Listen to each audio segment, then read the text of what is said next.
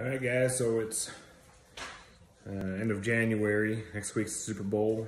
This is a time of year I kind of think about the future, and last mule hunting season, I definitely got awfully cold. So I kind of been looking at tent stoves and different things. Then I came across a guy's idea, and so I just spent the last 25 minutes just kind of hurrying putting it together. So what it is basically a wood fire that you made, but in a candle version, and I have some copper pipe going through it in a way that it can, as it heats up, it's going to suck fresh air from the bottom of it, and it's going to push out warm air from the top of it. And if you was to have the right setup and tent, you could kind of get it to where the warm warm air coming out of the pipe actually is going into your tent. So this is just a quick trial run to see if the theory would even work. I'll kind of give you an idea what it looks like. Yeah, so don't judge, I'm just out here in my garage. So I just made a quick candle style fire, which is super convenient if you're just looking to cook or get close and have it burn for a really long time. So just a random copper pipe I had. So this is the inlet. In theory, as it gets warm, it's gonna actually pull in fresh air from right here, and then there's no way for fire to actually get into it. And as it heats up, you're gonna have warm air coming out of here. I'm gonna kind of experiment with it a little bit and see if there's a different metal, like aluminum or something, or if that would melt as it got too hot. Still, the idea is to be as lightweight as possible. Definitely don't use galvanized, because as galvanized piping warms up, it creates off poisonous gases. So I'll just let this continue to burn for a little bit and see if we can produce any heat out of our warm pipe here. As of right now, I don't really feel much. All right, everybody, I've had this going for about 10 minutes now. We got our little candle here that's self-sustained, and if you've never built a fire this way, they're super nice. You can get close to them, it's easy to cook off of, and 4 pieces of wood like that lasts a long time.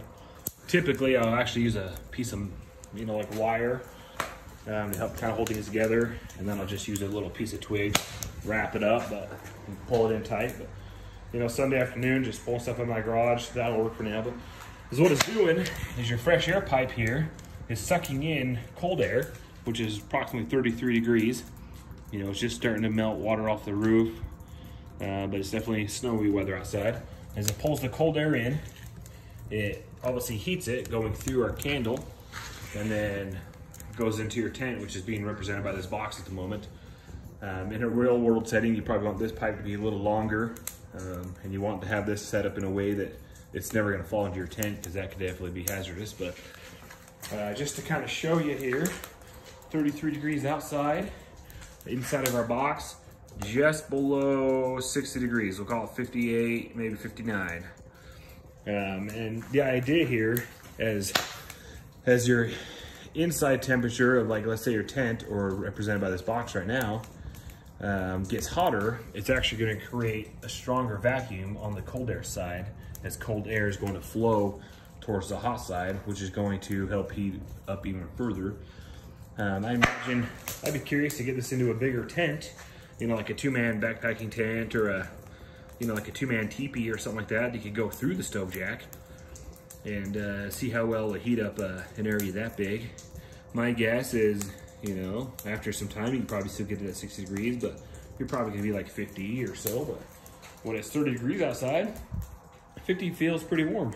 And then the little pipe, another idea is you have airflow coming through there. If you have wet gloves or whatnot, you could stick a wet glove on the end of there and help dry it out. So anyway, I'll kind of keep playing with it, and it was just, like I mentioned, it's Sunday afternoon, got nothing to do. I thought I'd build one of these that I'd read about a guy's kind of theory about it, and so far it's proven to be true. There are some things you'd have to do to make sure you're safe between your tent and your actual candle. It's interesting that happens exactly at that point. That was non-scripted, that did it all on its own. So I gotta go and take care of this. Bye. All right, guys, so as you noticed, that campfire candle, that little rope that I was using around it actually ended up burning through. That's what caused it all to knock over. It'd be a lot better idea to use little piece of wire or something that can't actually burn. But that was just a quick first, attempt at it. I think with a little perfection, you could probably make it pretty effective in the right situations. Anyway, see ya.